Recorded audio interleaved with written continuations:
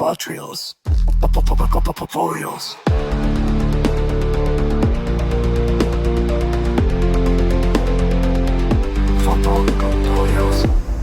Revolucionando o conhecimento científico. Bem-vindos a mais uma análise aprofundada aqui no Pod Trials. Hoje a nossa conversa é especialmente dedicada ao Dr. Frederico Nunes, um grande cirurgião cardíaco lá do sul de Minas. Vamos mergulhar num tema bem específico e crucial na cirurgia cardíaca: o uso do levosimendan em pacientes que passam pela circulação extracorpórea, a famosa SEC. Exatamente. É um tópico cheio de detalhes importantes. A gente sabe que a síndrome de baixo débito cardíaco, a SBDC, depois de uma cirurgia dessas com SEC, não é brincadeira, né? Não mesmo. Pode afetar aí até uns 20% dos pacientes, segundo algumas fontes, e está ligada, infelizmente, a uma mortalidade maior. Os inotrópicos são a base do suporte, claro. Mas aí fica a dúvida. Qual deles é o melhor? E onde entra o levosimendan nisso tudo? A evidência ainda gera debate, certo? Então, bora desempacotar isso. Vamos começar pelo que as recomendações mais atuais dizem e depois olhar para os estudos que mudaram essas ideias.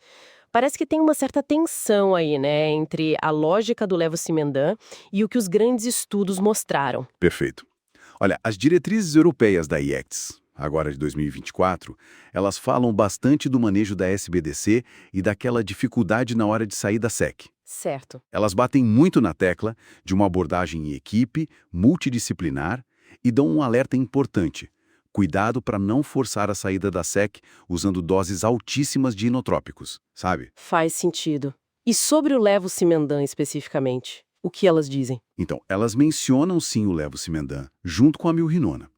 Apontam que eles podem ter os efeitos interessantes na função diastólica, talvez melhores que os adrenérgicos nesse ponto. Ah, interessante. Só que, assim, não tem uma recomendação forte, tipo, use levosimendan de rotina para prevenir ou tratar SBDC. Essa cautela toda vem muito do que os grandes estudos randomizados recentes mostraram. Ou melhor, não mostraram. É aí que a coisa fica mais complexa, né?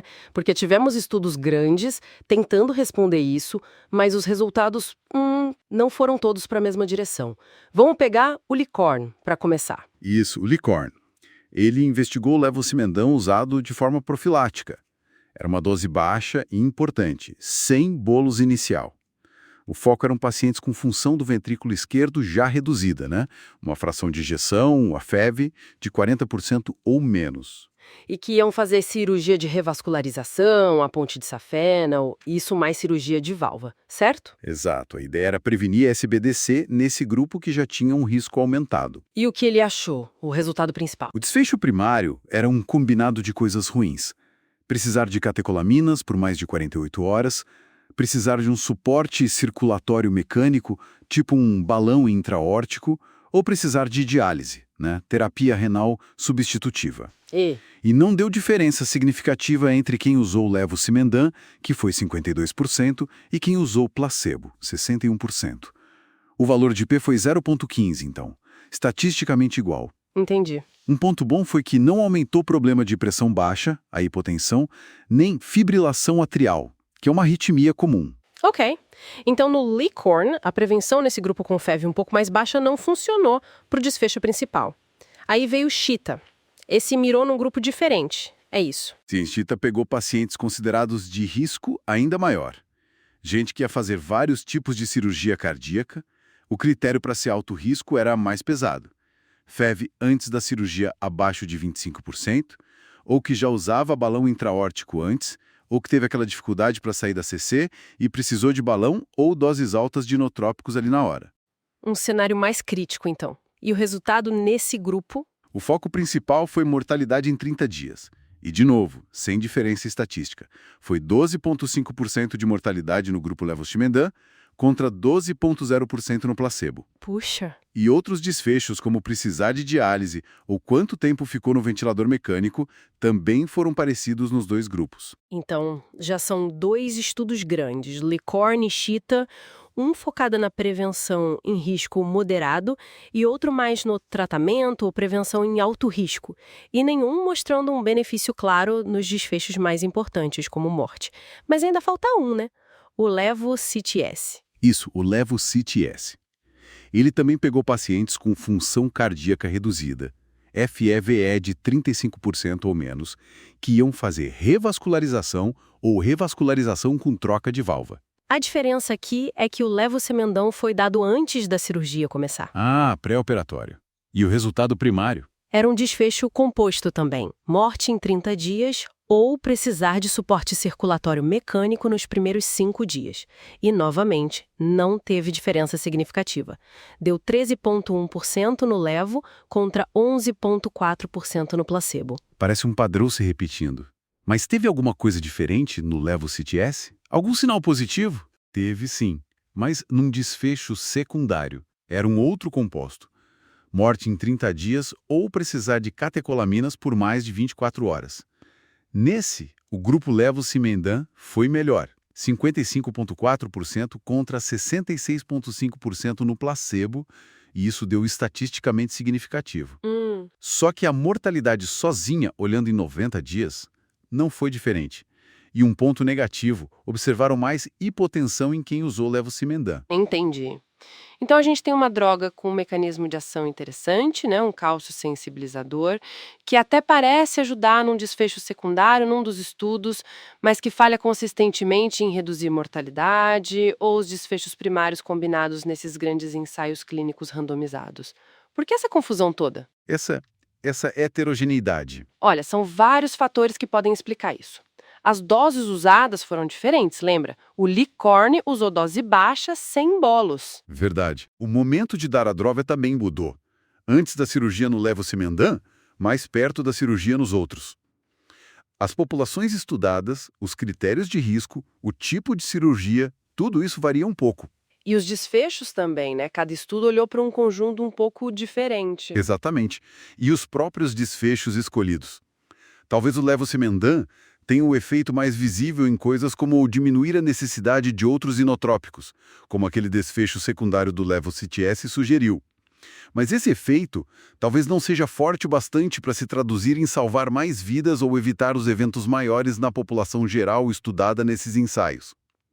Algumas meta-análises antigas até sugeriam benefício em subgrupos, tipo quem já tinha disfunção ventricular esquerda bem grave antes, mas os estudos grandes mais recentes não confirmaram isso de forma clara. Isso tudo nos leva de volta à pergunta prática, né? Para o cirurgião cardíaco que está lá na linha de frente, como o Dr. Frederico, com essa paisagem de evidências tão complexa, digamos, onde fica o Levo-Cimendan? Tem algum cenário em que ainda faz sentido pensar nele? A resposta curta é: a decisão continua sendo muito individualizada. Não dá para ter uma regra de usar sempre ou nunca usar. Baseado nesses estudos grandes, não há recomendação para uso rotineiro, nem para prevenir, nem para tratar SBDC de forma geral. Mas em casos selecionados? Pode ser considerado sim. Principalmente naqueles casos de SBDC que não respondem bem às outras medidas, a SBDC refratária. Talvez especialmente se tiver uma suspeita forte de disfunção diastólica associada, que é algo que o Levo poderia ajudar. Ou como uma tentativa quando os outros inotrópicos já falharam ou estão em doses muito altas. Sempre pesando os riscos, imagino. Fundamental. É crucial sempre monitorar de perto e manejar o risco de hipotensão, que apareceu em alguns estudos. E, veja bem, a falta de outras drogas que sejam comprovadamente muito superiores também acaba influenciando essa decisão clínica difícil no dia a dia. Às vezes, é o que resta tentar. É, realmente, uma situação desafiadora para a equipe médica. A busca por estratégias melhores e mais seguras para lidar com a SBDC continua, né? Parece que, apesar de todo o esforço e desses grandes estudos, a gente ainda não achou a bala de prata. Exatamente. Ainda não temos uma solução fácil. Talvez o caminho para frente seja tentar identificar com mais precisão quais são os pacientes que realmente poderiam se beneficiar do Levo-Cimendan, buscar os tais preditores de resposta, ou talvez focar em mecanismos mais específicos da SBDC em cada paciente. Uma reflexão final aqui. Será que o foco em achar uma única droga mágica é a melhor estratégia para uma síndrome tão complexa, com tantas causas possíveis, como a SBDC pós-cirurgia cardíaca? É uma ótima pergunta. Talvez a resposta não esteja em encontrar a droga certa, mas sim em otimizar um conjunto de intervenções de forma mais personalizada para cada paciente. É algo para a gente continuar pensando e pesquisando. Concordo plenamente. Doutor Frederico, esperamos que essa nossa discussão tenha sido útil, tenha trazido alguns insights aí para sua prática. Agradecemos imensamente a sua paciência e o seu interesse em acompanhar a gente. Isso mesmo. Um abraço. E até amanhã, às 7 horas em ponto. Sem atraso. Potriales, rivoluzionando la conoscenza scientifica, sopranotono drammatico e appassionato, o cuore mio, battito ribelle, un turbine di luce segreto, Potriales, fausa orchestra accende l'emozione, nel tempio sacro dell'anatomia, le mani divine guidano la chirurgia, Potrial sussurra con voce di scienza, la verità pulsa con nuova coscienza, di rivoluzione un battito illuminato, il sapere non è più sussurrato, è un grido che sale dal miocardio, un eco che vibra nel mondo cardiaco, Potrials, rivoluzionando la conoscenza scientifica.